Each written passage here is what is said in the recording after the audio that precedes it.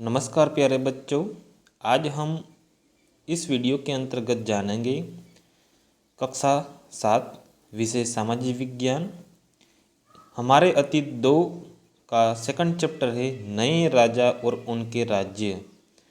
इस अध्याय के महत्वपूर्ण एमसीक्यू टाइप प्रश्नों की आज हम चर्चा करेंगे, जो आपको आने वाले एग्ज़ाम में काफ़ी महत्वपूर्ण साबित होगी।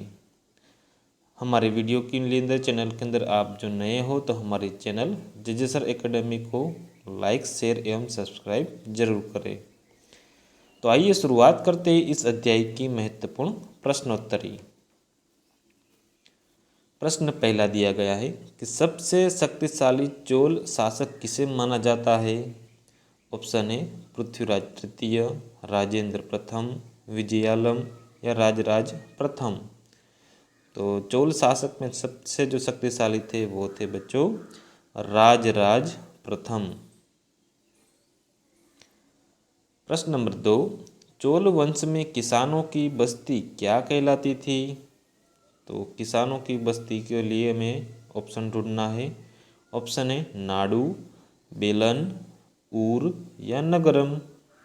तो चोल वंश में जो किसानों की बस्ती थी उसे ऊर के नाम से जाना जाता था। प्रश्न नंबर 3, चोल अभिलेखों में भूमि के कितने कोटियों का उल्लेख मिलता है। ऑप्शन है 4, 5, 6 या 7। तो राइट आंसर आएगा भूमि के जो कोटि थे वो 5 हुआ करती थी। प्रश्न नंबर 4, चौहान वंश का सबसे प्रसिद्ध शासक कौन था।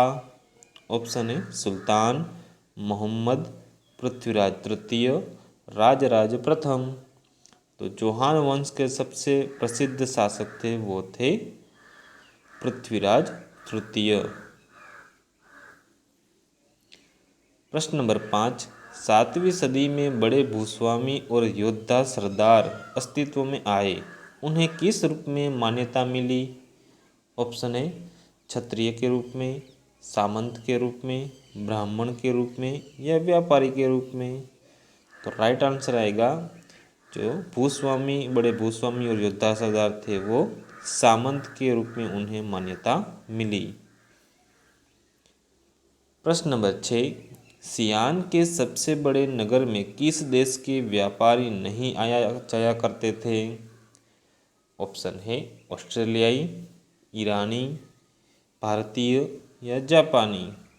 तो ये ईरानी भी आते थे, भारतीय भी आते थे और जापानी भी आते थे, लेकिन ऑस्ट्रेलियाई आते नहीं थे।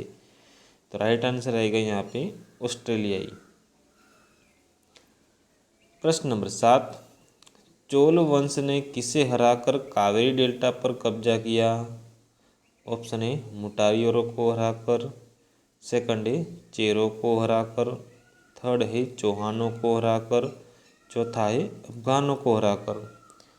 तो राइट आंसर आएगा मुटरियारों को हराकर उन्होंने कावेरी डेल्टा पर चोल वंश ने कब्जा किया। प्रश्न नंबर 8, पृथ्वीराज तृतीय के शासन काल की अवधि क्या है, यानी कि उन्होंने कितने साल तक उन्होंने शासन किया था।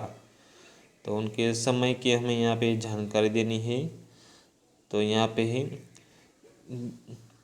1168 से लेकर 1190 तक, 1168 से लेकर 1192 तक, 1167 से लेकर 1190 तक, 1168 से लेकर या 1191। तो पृथ्वीराज तृतीय की जो शासनकाल की अवधि थी वो थी 1168 से लेकर 1192 साल तक उन्होंने शासन किया था। प्रश्न नंबर 9, महाराष्ट्र का पुराना नाम क्या था। ऑप्शन है आंध्र, कलिंग, विदर्भ या सिंधु। जो महाराष्ट्र का जो पुराना नाम था वो था बच्चों विदर्भ। प्रश्न नंबर 10, गुर्जर प्रतिहार हरिश्चंद्र किस वर्ग से संबंधित थे। ब्राह्मण, चौहान, मंगोलिया या व्यापारी। तो गुर्जर प्रतिहार हरिश्चंद्र थे वो थे ब्राह्मण वर्ग से संबंधित थे।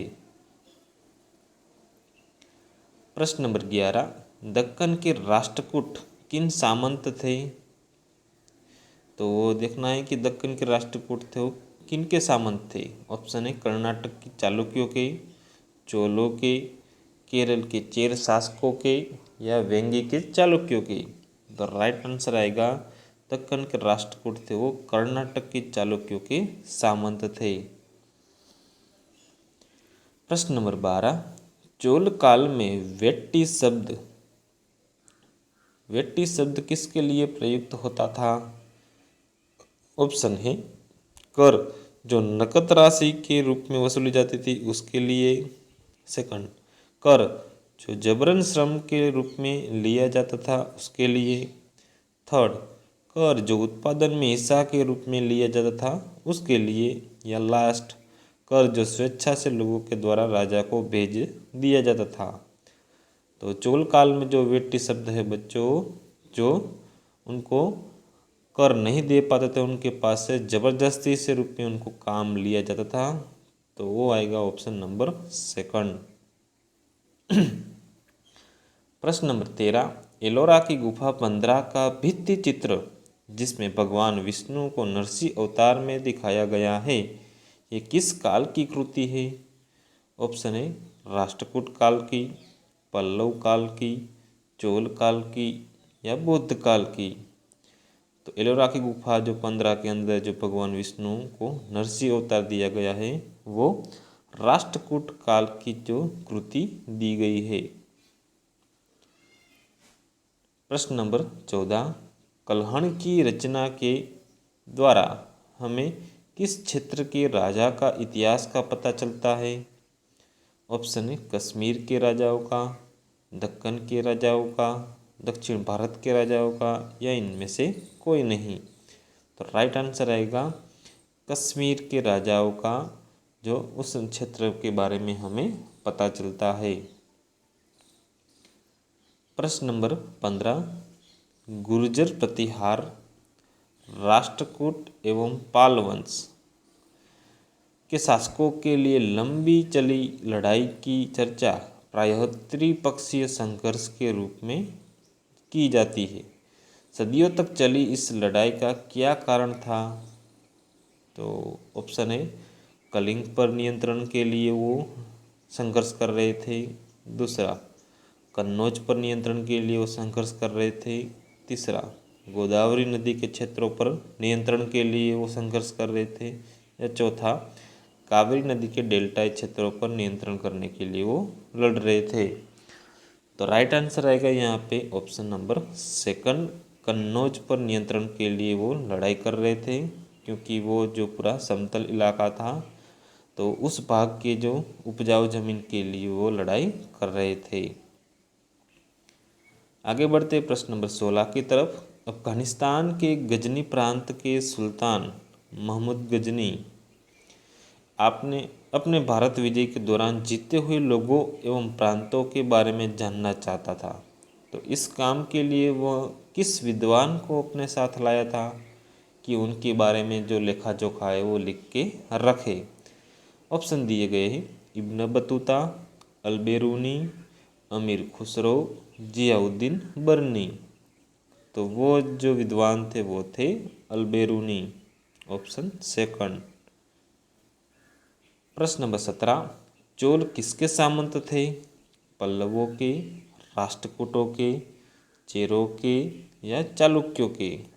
तो जो चोल थे वो थे पल्लवों के सामंत हुआ करते थे, और उनके जो चोल वंश के जो शासक जो माने जाते थे सबसे वो थे राजेंद्र प्रथम। आगे बढ़ते प्रश्न नंबर 18 की तरफ। तंजावुर के बृहदेश्वर मंदिर का निर्माण किस चोल शासक के द्वारा किया गया? ऑप्शन है विजयालय, राजेंद्र प्रथम, राजराज या प्रांतिक प्रथम। तो राइट आंसर यहाँ पे आएगा वो थे राजराज। आगे बढ़ते हैं प्रश्न नंबर 19 की तरफ। चोल अभिलेखों में गैर ब्राह्मण यानी कि जो ब्राह्मण ना हो। किसान स्वामी की भूमि को क्या कहा जाता था? ऑप्शन है वेलन वगाई, ब्रह्मदेयी, सालाभोग या देवदान। तो जो गैर ब्राह्मण की जो किसान स्वामी की भूमि थी उन्हें वेलन वगाई के नाम से जाना जाता था। प्रश्न नंबर 20, ब्राह्मणों को उपहार में दी गई भूमि को क्या कहा जाता था? वेलन वगाई, ब्रह्मदेयी, सालाभोग या देवदान। तो राइट आंसर आएगा ब्रह्मदेयी। प्रश्न नंबर 21 एवं अंतिम, किसी विद्यालय के रखरखाव के लिए भूमि को क्या कहते थे? ऑप्शन है वेलन वगाई, ब्रह्मदेयी, सालाभोग या देवदान। तो उसे कहा जाता था वेलन सालाभोग। तो यहाँ पे हमारे इस अध्याय की नए राजा और उनके राज्य के प्रश्नोत्तरी पूर्ण होती है। ऐसी ही मज़ेदार जानकारी आपको हर एक जो लेसन है उनकी मिलती रहेगी। तो हमारे चैनल केजे सर एकेडमी को लाइक, शेयर एवं सब्सक्राइब जरूर करें। धन्यवाद।